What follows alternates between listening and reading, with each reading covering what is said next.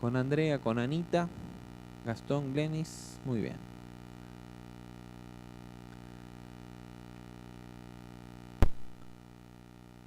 Te voy a invitar a que abras el boletín ahí si querés seguir la lectura, o la Biblia, si querés seguirlo desde tu Biblia.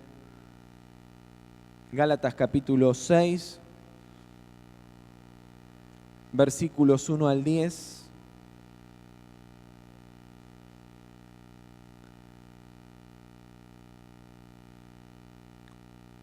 Dice así: amados hermanos, si otro creyente está dominado por algún pecado, ustedes que son espirituales deberían ayudarlo a volver al camino recto con ternura y humildad.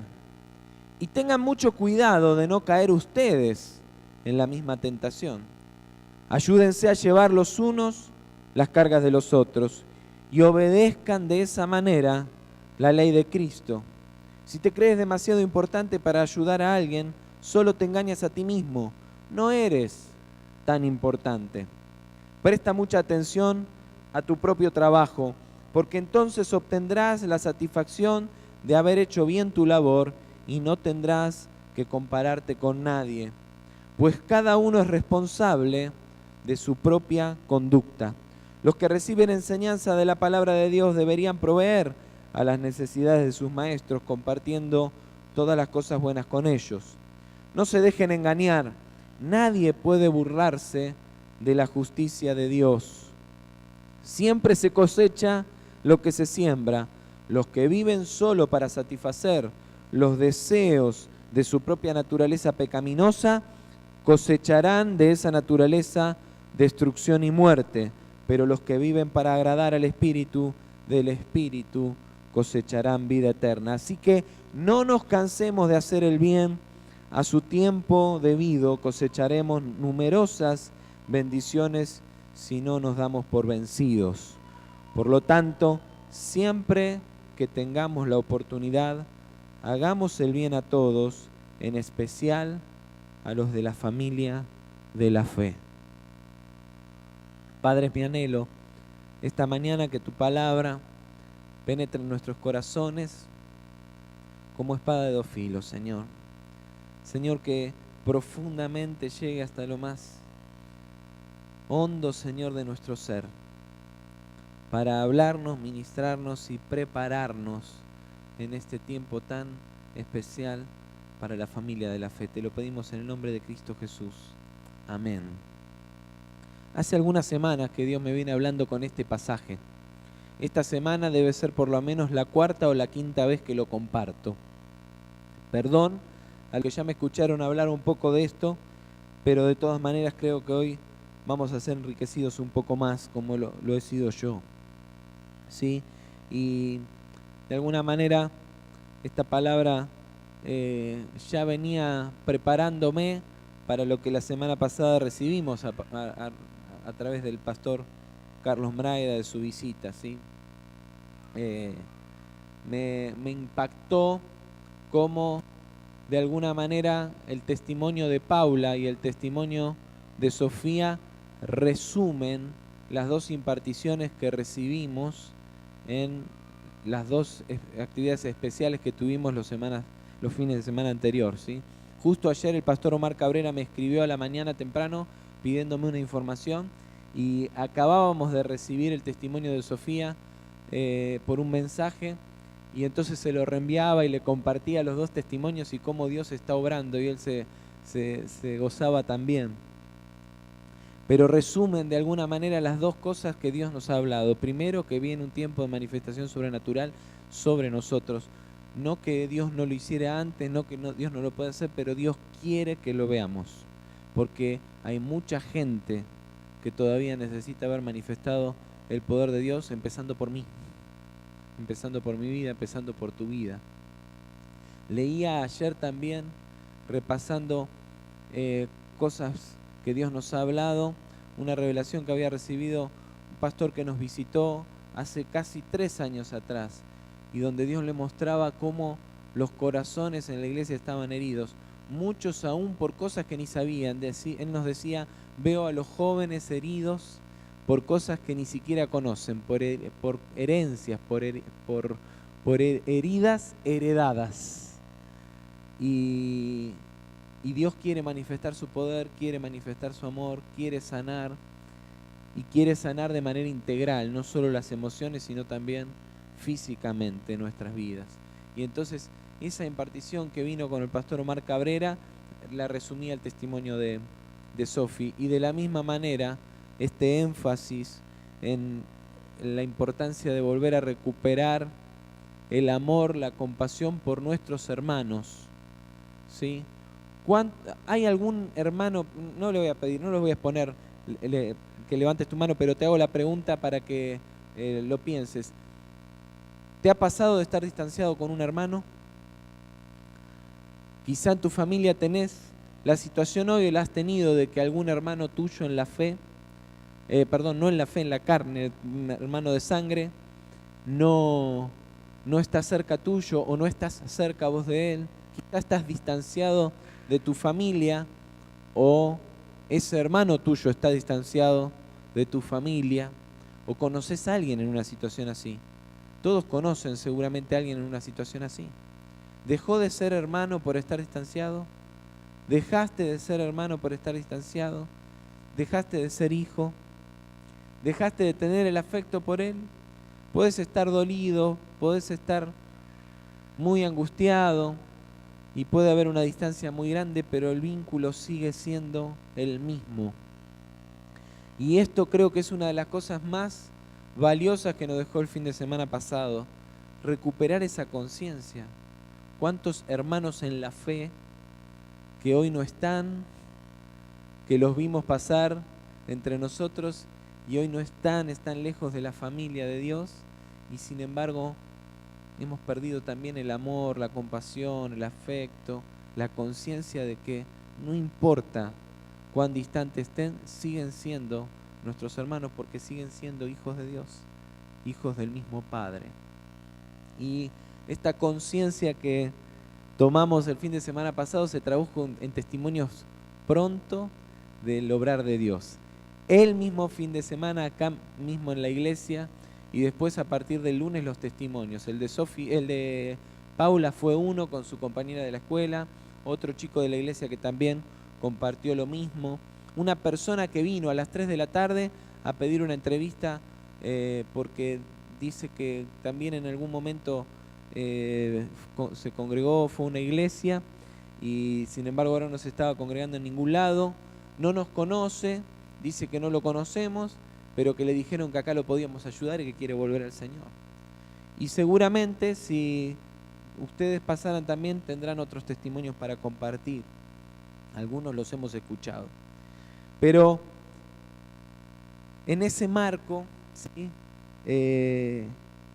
Necesitamos seguir preparándonos, meditando la palabra, disponiendo nuestro corazón y comprendiendo cómo Dios quiere obrar a través nuestro. Enseguida nos surge la idea de a ver cuál es la estrategia, cómo hacemos la actividad, sobre todo los que estamos en eso, ¿sí? Y entendimos con mucha claridad la semana pasada que Dios primero quiere tratar con nosotros, con nuestro corazón. Quiere obrar en mi vida, quiere obrar en tu vida. El contexto de este pasaje que acabamos de leer creo que hace claramente a la palabra que está encerrada ahí en los primeros 10 versículos del capítulo 6 de Gálatas. Primero, en el capítulo 5, ¿sí? Pablo le está hablando a los Gálatas de afirmarse en la libertad.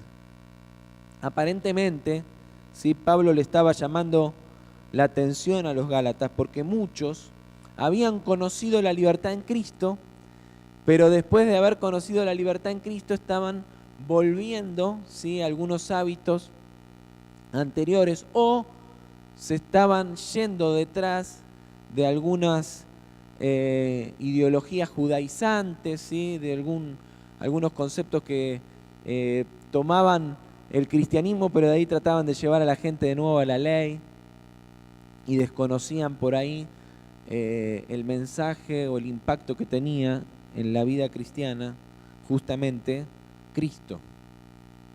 Y en medio de todo esto, ¿sí? de esta vuelta a atarse a la ley, a las estructuras religiosas del judaísmo, ¿sí? Pablo les llama la atención, diciéndole: ustedes ya fueron hechos libres, no necesitan ser circuncidados si ya han llegado a Cristo, está Cristo ahora, no necesitan esto, ustedes son gentiles, es decir, no eran del pueblo judío. ¿Por qué tienen que empezar ahora con prácticas que quedaron sepultadas cuando llegó Cristo? Sin embargo, a pesar de decirles eso, también les hace otra advertencia. Y les dice: ojo, ojo, porque la libertad no es un aval para vivir de cualquier manera. La libertad en Cristo no es el respaldo para que yo viva como yo entiendo que tengo que vivir. Libre porque yo estoy en Cristo, Cristo me hizo libre, entonces yo vivo de la manera que a mí me parece, ¿sí? Y entonces les dice ahí, en el versículo 13, mitad del versículo 13 en adelante: pero no usen esa libertad para satisfacer los deseos de la naturaleza pecaminosa. Al contrario, usen la libertad para servirse unos a otros en amor o por amor. Pues toda la ley puede resumirse en un solo mandato: ama a tu prójimo como a ti mismo.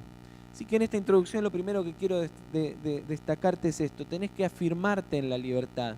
Tengo que afirmarme en la libertad que tengo en Cristo. ¿Qué significa afirmarme en la libertad en Cristo? Una de las cosas que significa es esclavizarme al otro. ¿Cómo?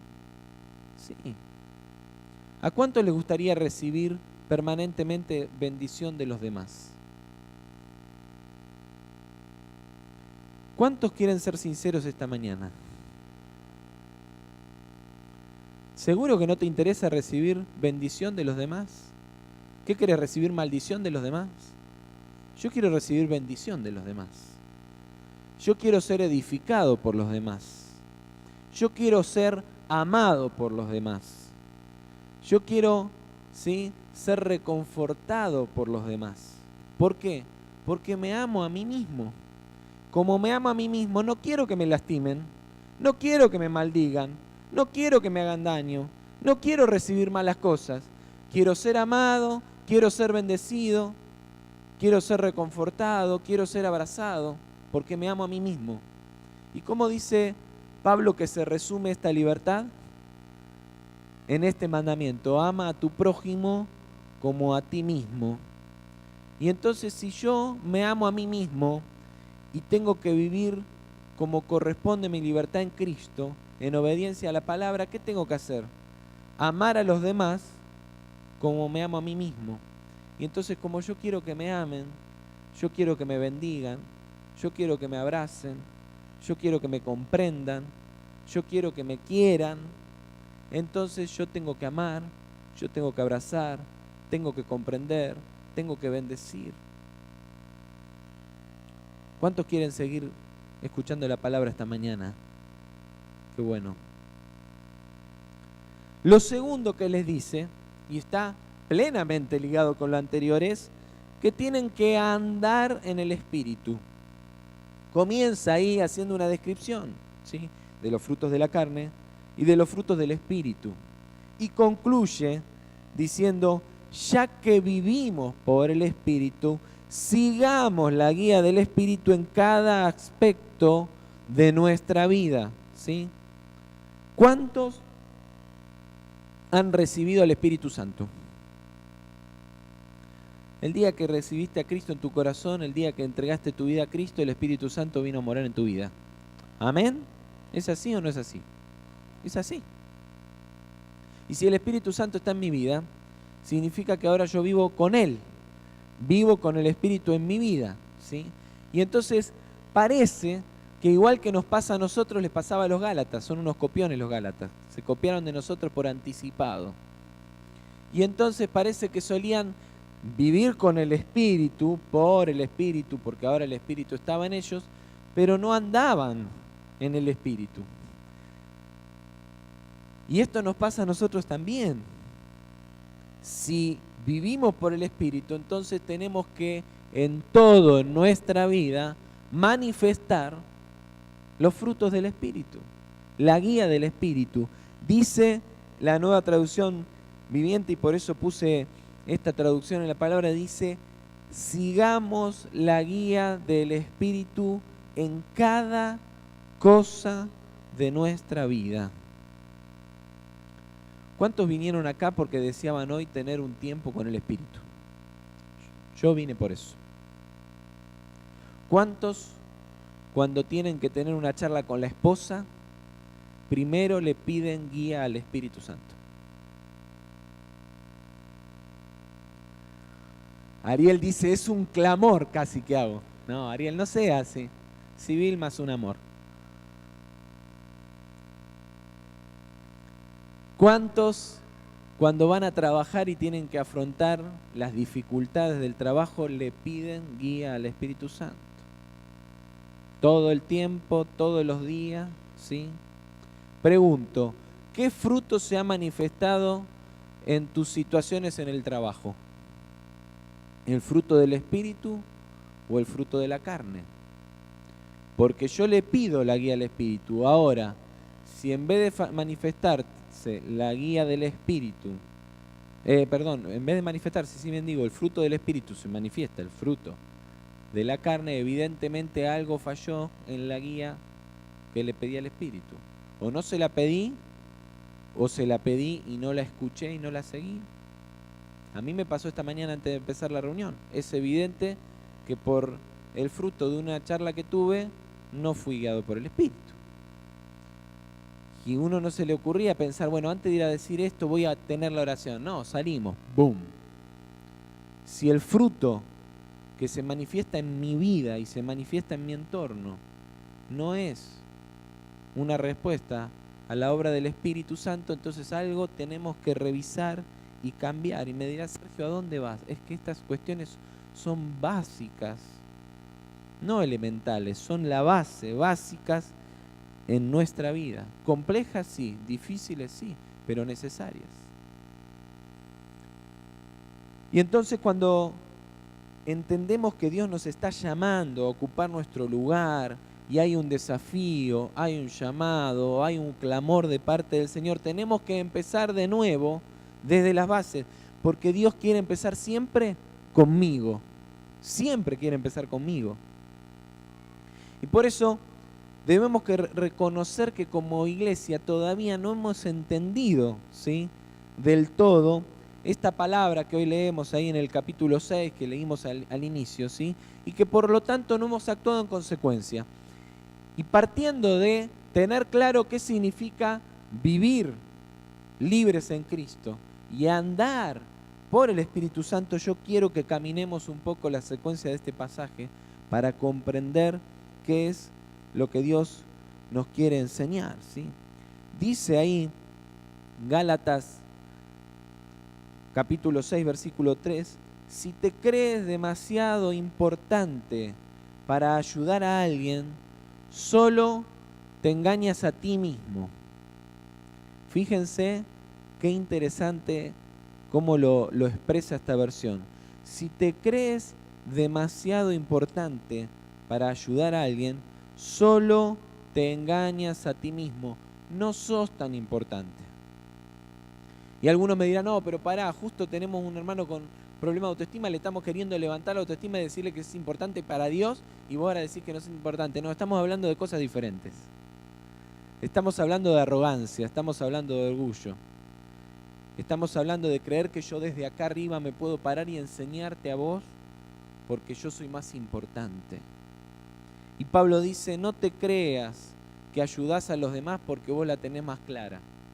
No te creas que podés ayudar a los demás porque vos sos mejor. No, para nada. Lo que nos da autoridad para ayudar a nuestros hermanos no es que seamos mejores, sino que hemos sido tratados por la misma gracia.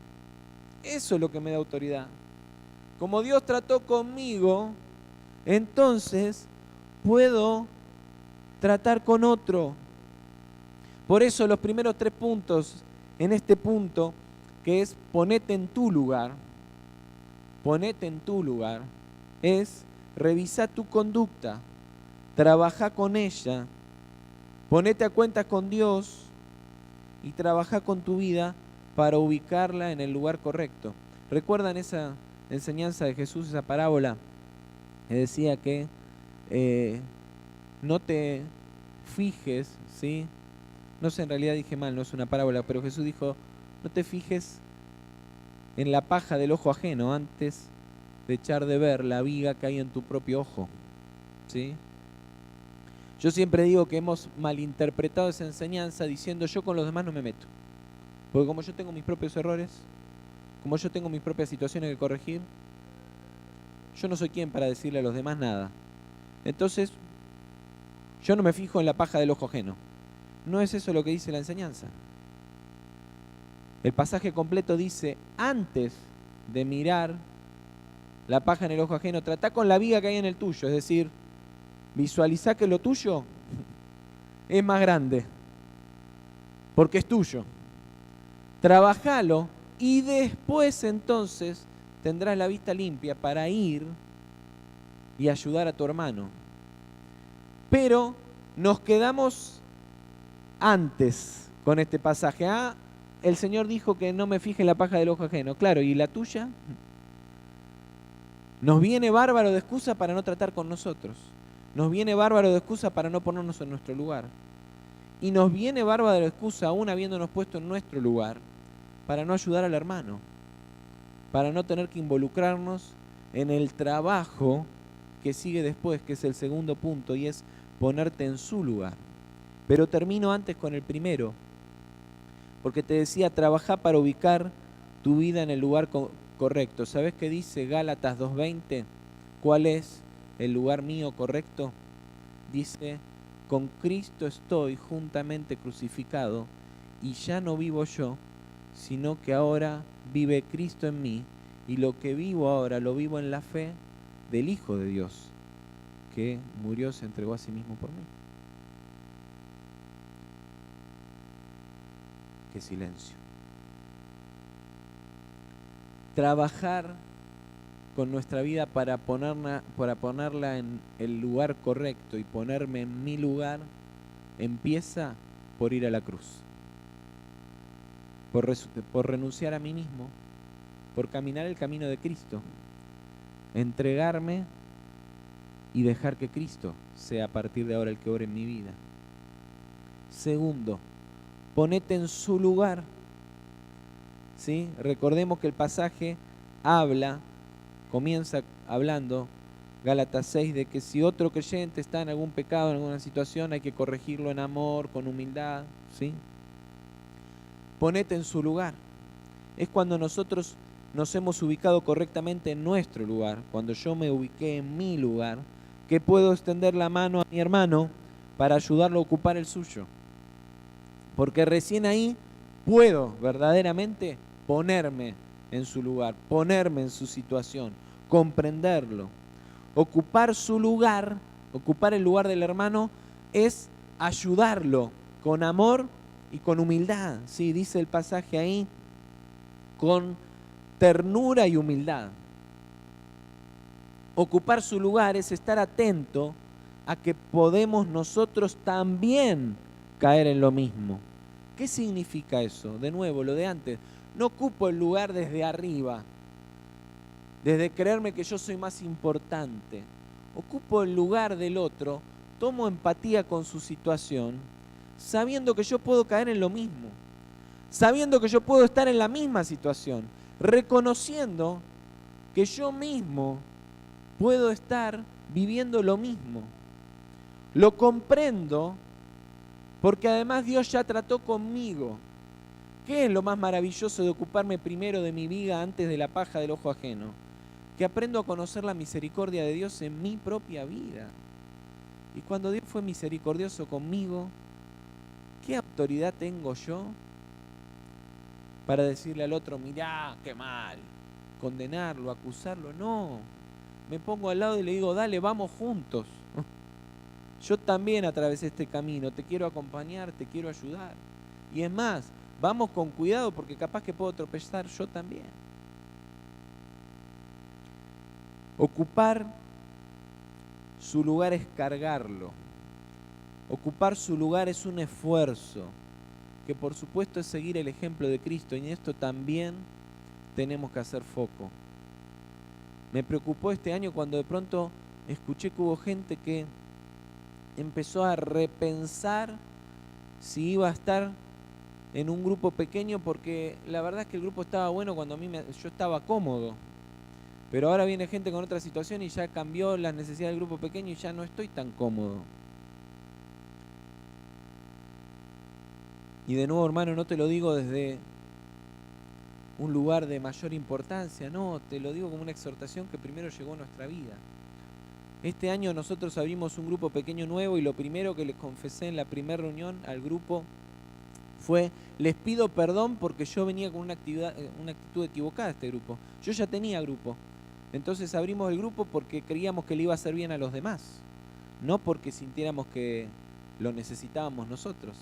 Y en la primera reunión, los primeros que salimos bendecidos fuimos Rosa y yo. Fuimos bendecidos. Dios nos habló, nos ministró a través de la vida de nuestros hermanos.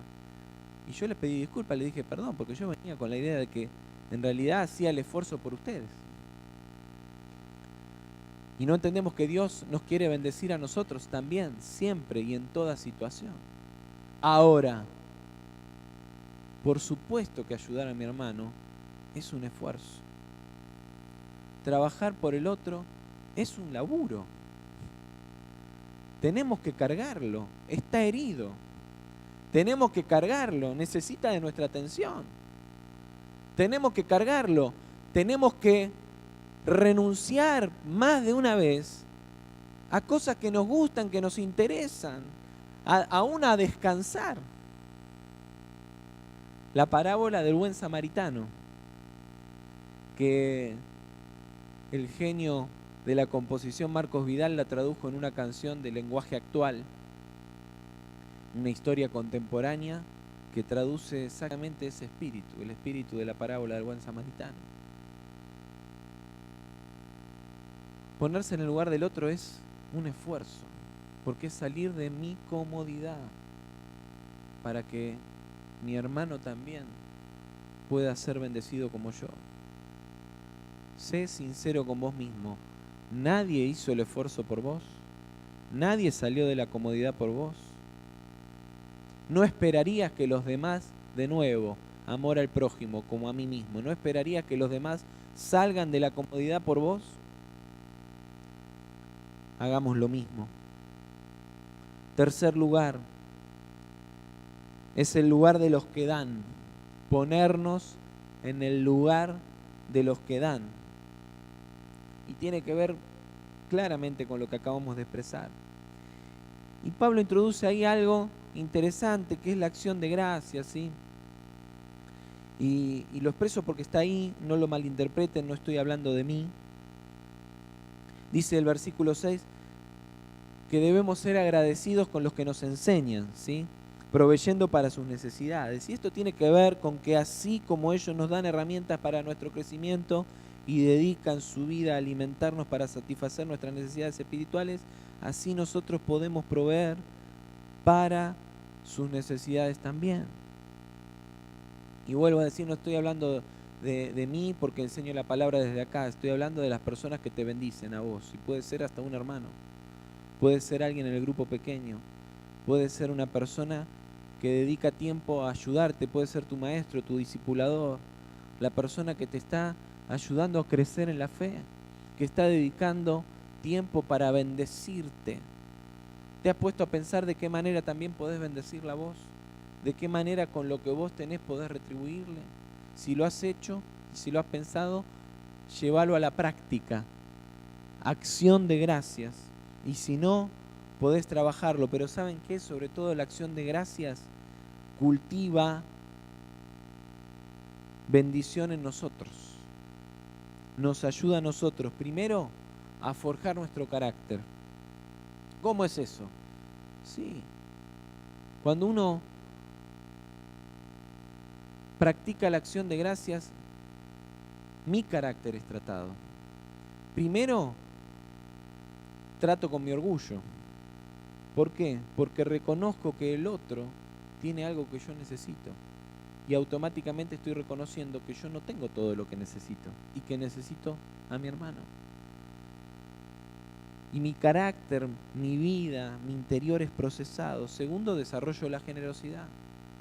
Anoche que compartimos esta casa con los hermanos de la Iglesia Cristiana Evangélica de la calle Resistencia, que cumplían 10 años de vida, que comenzaron en sus inicios acá usando, cuando nosotros estábamos en el cine, el viejo templo que estaba más o menos por ahí. Tuvieron la visita de un pastor de San Luis, o un hermano de San Luis, que predicaba y hablaba de la importancia de la generosidad como un pilar para la unidad, como un pilar que sostiene nuestros vínculos de unidad. Porque es así: cuando yo doy, bendigo, siembro en los demás, siempre también voy a recibir retribución de gratitud. Y el Señor no es deudor de nadie. Y como siempre les cuento que decía el pastor de la iglesia en la que me congregaba en Quilmes, nunca le vamos a ganar a Dios en dar. Nunca. Y en tercer lugar, con la acción de gracias hacemos guerra espiritual. ¿Cómo? Sí, hacemos guerra espiritual. Cortando con el egoísmo, que es una de las principales herramientas con las que el diablo nos ata. Porque si vos te pones a pensar todo lo que estamos expresando en este pasaje, en este mensaje, se resume a lo que te leí antes cuando Pablo dijo: todo se resume en ama a tu prójimo como a ti mismo. Entonces, cuando yo empiezo a cerrar mi mano, a no ser generoso, y estamos hablando de generosidad integralmente entendida, no solamente de dinero, aunque también hablamos de dinero, pero de todo lo que vos tenés y que al otro lo puede bendecir y que se lo podés dar, automáticamente estoy haciendo guerra espiritual, batallando contra el enemigo que quiere encerrarme en el egoísmo, que quiere encerrarme en la idea de que yo tengo que pensar en mí, porque si yo no pienso en mí, nadie piensa en mí, nadie está interesado en mi vida, y entonces yo tengo que pensar por mí mismo, porque si los demás no piensan en mí, yo tengo que pensar por mí. Y al final me paso la vida pensando en los demás. ¿Y quién piensa en mí? Y ya a este le di todo lo que le tenía ganado de más, porque loco, yo también tengo mi vida, ¿no? Expresiones de la vida cotidiana de todos nosotros, que en algún momento surgen y que nos atan, nos van engañando en nuestra propia mente y nos llegan al espíritu y dominan nuestro ser. Cuando somos generosos y cuando practicamos la acción de gracias, estamos haciendo guerra espiritual hacia nuestro propio interior y hacia la persona a la que bendecimos, en la quien también quebramos yugos cuando recibe. En segundo lugar, el lugar de los que dan es sembrar para el espíritu. Por un lado, la acción de gracias, pero también la siembra para el espíritu. Y volvemos a lo mismo, fíjate. Pablo dice: no te engañes, Dios no puede ser burlado. Todo lo que el hombre sembrare, eso también va a cosechar. No lo podemos engañar a Dios. No te engañes. No te engañes vos. A Dios no lo podemos engañar y no lo podemos burlar. ¿Qué significa que no lo podemos burlar? Que no podemos obtener los beneficios que queremos de Dios haciéndole creer que estamos en condiciones de recibir el beneficio, aunque no hemos hecho lo que teníamos que hacer para recibirlo. No podemos burlarlo a Dios.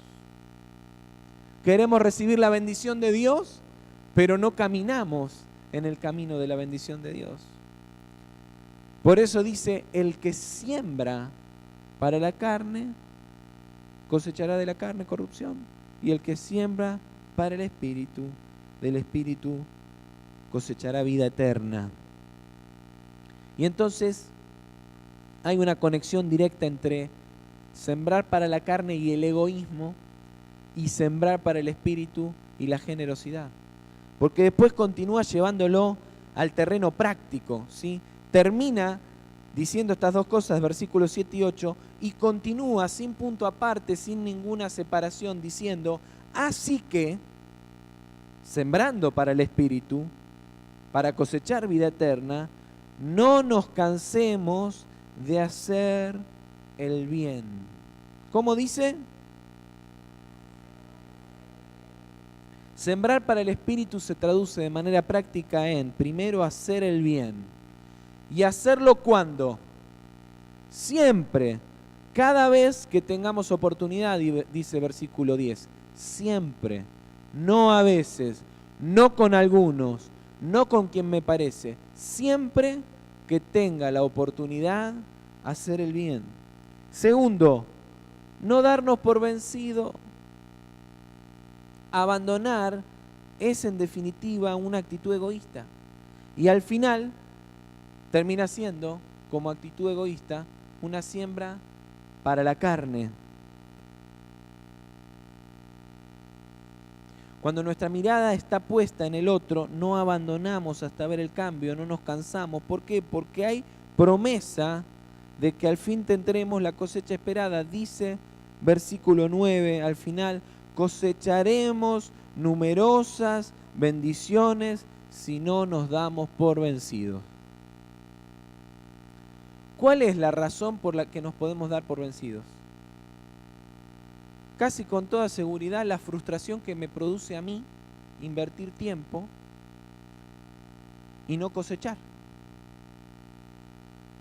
No, ya me cansé de invertir tiempo en él. Cansarme, o sea, yo, mis fuerzas, yo en el centro, yo primero. Lo que pasa es que nunca veo resultados. Insatisfacción mía. Quiero ver yo el resultado y no lo veo. Y entonces la frustración me lleva de nuevo ¿a qué? Al egoísmo. Me cierro, no doy más. Por lo menos a este no le doy más.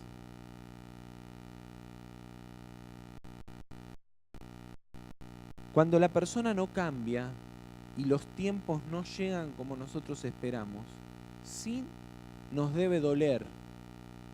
Y el dolor, ¿sabes en qué se tiene que traducir? En compasión, pero no en frustración. Si la falta de resultado del obrar de Dios en la vida de tu hermano te trae frustración, pedile al Señor que te trate a vos. Si te trae compasión y dolor, ese es el combustible para seguir ayudándolo, para no darme por vencido. Puedo estar cansado, ya puedo estar harto, pero sin embargo lo miro y digo, pero me sigue doliendo, porque sigue estando lejos, porque sigue estando necesitado. Y entonces me alimento del combustible de la compasión, del dolor, de también la comprensión, de la empatía, de saber, yo también estuve ahí, Dios también me ayudó a mí, o con vos Dios la tuvo fácil. Tan fácil la tuvo Dios con vos que no tenés paciencia, tan fácil la tuvo conmigo que no tengo paciencia para esperar el proceso de mi hermano. Sembrar para el Espíritu es definitivamente no desfallecer, no cansarnos, no dar vuelta a la página. ¿Cuántos padres hay acá? ¿Tiraste la toalla por tus hijos alguna vez? ¿O seguís peleando? ¿Seguís creyendo que tus hijos tienen que ser mejores? ¿Querés lo mejor para tus hijos? ¿Estás dispuesto a darlo todo para que les vaya bien? Ese es el corazón del Padre. Por eso el mensaje del fin de semana pasado fue volver al corazón del Padre. Por eso nos trajo también la palabra del Hijo Pródigo diciéndonos, renunciemos los que estamos en la casa al espíritu del hermano mayor. Ese espíritu de celo, de contienda, de bronca, de proyección. En realidad vos estás insatisfecho, yo estoy insatisfecho porque estoy en la casa del Padre y no estoy disfrutando porque no me hago cargo de que soy hijo y vivo como jornalero, y encima viene el otro y es recibido como hijo, porque yo nunca asumí de que yo también era hijo. Y papá, si has tirado la toalla, o si dijiste, listo, yo hasta acá los ayudo a mis hijos, después que se arreglen, son grandecitos ya, que hagan su vida, yo ahora me dedico para mí. Quiero decirte que ese no es el corazón del Padre. Lo cual no significa, como no significa la libertad en Cristo hacer cualquier cosa, no significa que tu hijo toda la vida va a estar en tu casa, que va a depender de vos para siempre. Un buen padre se ocupa siempre de sus hijos, de llevarlos a la madurez, para que enfrenten la vida siempre de la mejor manera, pero en las distintas etapas siempre van a estar. Así están mis padres conmigo hasta el día de hoy, ocupándose. A veces me dan ganas de llevarle a mi mamá la ropa para que me la lave, a mi papá las cuentas para que me las pague, pero no. Pero los mimos de ellos los sigo teniendo, el amor de ellos lo sigo teniendo, aún aunque tenemos grandes diferencias en muchas cosas. Ayer a las 10 de la noche, cuando le estaba mangueando el auto a mi mamá, cosa que todavía sigue haciendo, prestarme el auto, me mostró la próxima torta que me va a hacer. Y ya la estoy saboreando, aunque todavía no la estoy comiendo. Mimos de papá, de mamá. Eso es lo que Dios quiere manifestarle a todos sus hijos. Y ese es el amor que Dios quiere que corra entre nosotros. Y ese amor debe comenzar por nuestro lugar, por nuestro hogar, por nuestra casa. Debemos reconocer que como iglesia no hemos entendido esta palabra y no hemos actuado en consecuencia. El versículo 10 expresa así dos verdades que debemos revalorizar y sobre lo cual hemos sido desafiados a trabajar. Primero, que debemos ocuparnos especialmente, primeramente, dice alguna versión, de la familia de la fe. Aclaremos de entrada que esto no significa que no nos vamos a ocupar de otros, que esto no significa que no vamos a predicar el Evangelio, que no vamos a abrazar, a amar y a bendecir con el Evangelio de Jesucristo a una persona que no conoce a Cristo, ¿sí? Pero hay una prioridad. Lo natural en cualquier familia es que son los de la casa, los más cercanos, los que se ocupan de su hermano, los que están al lado y los que más se duelen con el que sufre. Habitualmente el que más se duele es el más cercano. Si vos o algún hermano acá en la iglesia perdió un familiar, uno le agarra congoja. Ahora, si el familiar es mío, yo estoy quebrado de dolor. Por eso una de las primeras cosas que tenemos que recuperar es eso, el dolor por mis hermanos, por nuestros hermanos que no están acá y que están muriendo lejos de Cristo. Tenemos que recuperar el sentido de pertenencia con nuestros hermanos. Quizá con nuestra familia de sangre, quizá con tu familia de sangre no experimentaste esta sana relación, y entonces es tiempo de que el Espíritu Santo te sane, porque lo natural, lo sano y lo saludable es que así se dé esta relación. Pedile al Espíritu Santo que obre sanando tu vida. Necesitamos desarrollar el corazón del Padre y perdonar. Tenemos que perdonar. ¿Nunca expresaste, yo eso nunca se lo voy a perdonar? ¿O se lo dijiste, yo esto nunca te lo voy a perdonar? Si lo hiciste, tenés que pedir perdón. Tenés que cortar esa declaración en tu vida que te ata. Debemos llevar a la práctica todo lo anterior, al fin y al cabo. Primero, con nuestros hermanos. Y lo segundo es que, dice el versículo 10, que las oportunidades van a venir.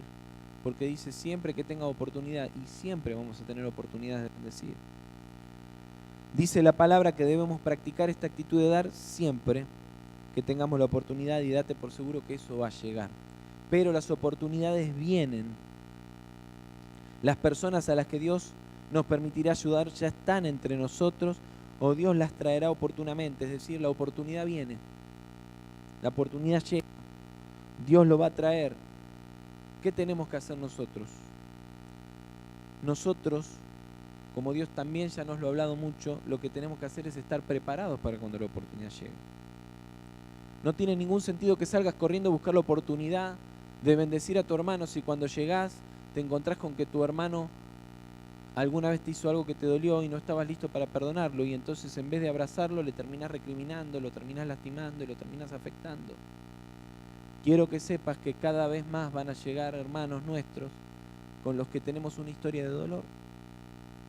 Y por eso tenemos que estar preparados, orando para que Dios transforme nuestro ser, nos llene de compasión, amor y misericordia por nuestros hermanos y nuestro prójimo, y disponiendo nuestra vida para sembrarnos en otros.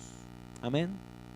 Ocupá tu lugar. Como desafío que Dios nos ha dado es primeramente disponernos a seguir las pisadas de Cristo, a morir con Él para vivir en Él. Es darnos por completo a los demás, porque eso es amar al prójimo como a ti mismo. Es estar dispuestos a soportar y cargar a nuestro hermano. ¿Cuántos están dispuestos a llevar las cargas los unos de los otros? Y es no abandonar ni abandonarlo.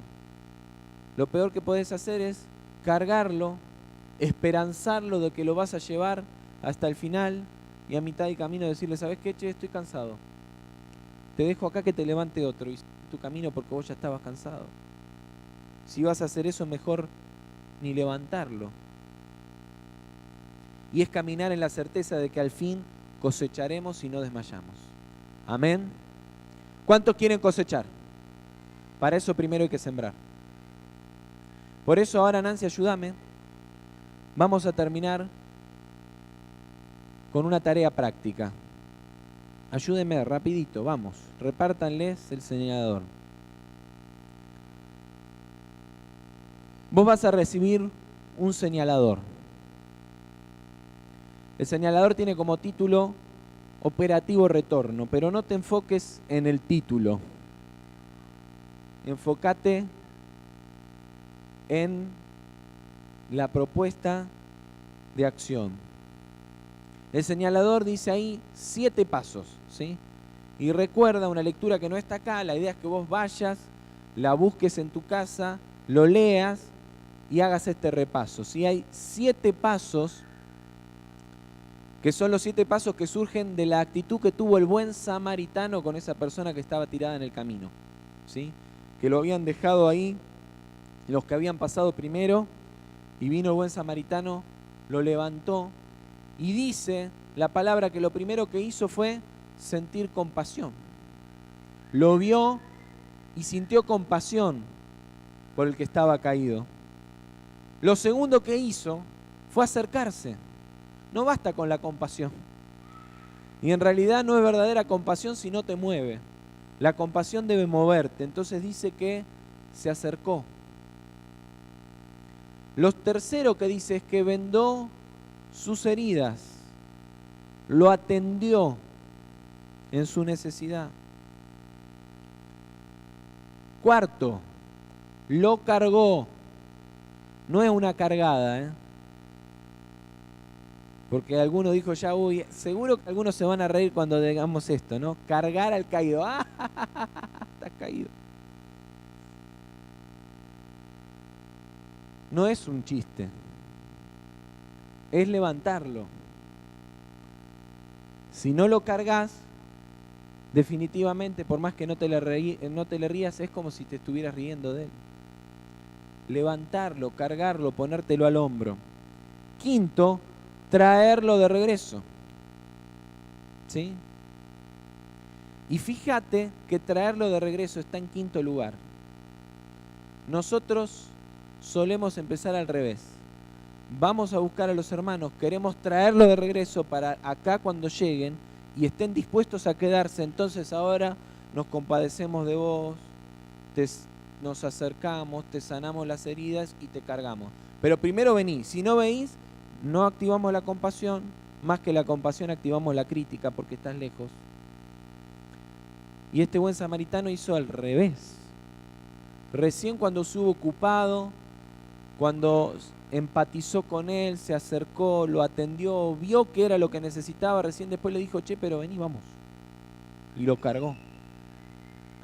Sexto, cuidarlo. No vamos a amontonar hermanos para que la casa esté llena. Tenemos que bendecir y cuidar a nuestros hermanos, para lo cual en séptimo lugar tenemos que invertir tiempo y quizá también dinero. Invertir dinero, ¿por qué invertir dinero? Y capaz que tenés que viajar para verlo, capaz que tenés que gastar en tu celular para llamarlo, capaz que tenés que invertir en una cena para invitarlo a comer. Quizá tengas que invertir en ir a buscarlo para traerlo. Invertir tiempo, invertir dinero. Estos 7 pasos son los que queremos llevar adelante con todos nuestros hermanos que están lejos. ¿Cuántos dicen, yo ya tengo en mente hermanos en Cristo que hoy están lejos de la casa, que están lejos del hogar?